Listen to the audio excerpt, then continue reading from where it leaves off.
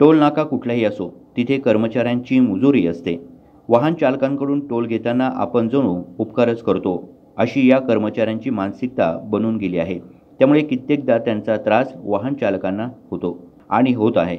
नाशिकच्या शिवाजीनगर भागात राहणारे संदेश दत्तात्रय पवार यांना असाच एक अनुभव आला. मालेगावहून नाशिकला परतत असताना चांदवड टोल नाक्यावर किरकोळ कारणातून त्यांच्याशी कर्मचाऱ्यांनी वाद घातला. प्रकरण इतक्यावरच थांबले नाही. या मुजोर कर्मचाऱ्यांनी संदेश दत्तात्रय पवार यांना शिवीगाळ करत मारहाण केली. त्यांच्यासोबत पत्नी आणि एक महिला होती.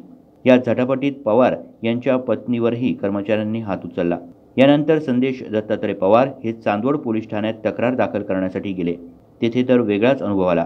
पोलिसांनी तक्रार दाखल करण्यास इन्कार दर्शवला. पुढचा घटनाक्रम ऐकूया संदेश पवार यांच्याकडून. चांदवड टोल नाक्यावरील कर्मचारी यांच्यामध्ये पैशांच्या भरणावरनं थोडा बोलण्यामध्ये वादविवाद होऊन तिथले जे टोल कर्मचारी आहे त्यांनी सगळे काही एकत्रित जमा होऊन 10 ते 15 जणांनी माझ्यावरती हल्ला केला.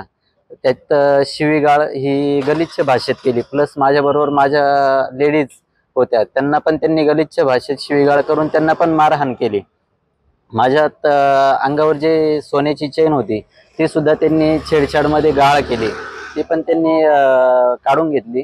प्लस त्यानंतर मी एवढा प्रकार झाल्यानंतर मला माझा जो कपाळाचा भाग आहे त्यांनी पूर्णपणे पंच करून तो फ्रॅक्चर करून मध्ये हे केला. त्यानंतर मी हे पूर्ण प्रकरण घेऊन पोलीस स्टेशनला पोहोचलो. पोलीस स्टेशनवाल्यांनी मला ते मेडिकल रिपोर्ट दिला आणि मी तिथून मेडिकल करण्यासाठी परत नाशिकला आलो. नाशिकच्या जिल्हा रुग्णालयात मी उपचार चालू केले आणि तिथून मी परत हे प्रोसेसमध्ये सर्व काही मेडिकल रिपोर्ट घेऊन गुन्हा दाखल करण्यासाठी गेलो चांदवड पोलीस स्टेशनला. पोलिसांकडून कर्तव्याची तामिली न झाल्यानं छावा जनक्रांती सेनेच्या माध्यमातून संदेश पवार यांनी आवाज उठवला. तेव्हा कुठे पोलिसात तक्रार दाखल करून घेण्यात आली. सर्वसामान्य माणसाला दैनंदिन आयुष्यात जगताना इतका त्रास व्यवस्थेकडून होत राहिला तर जगणे अशक्य आहे.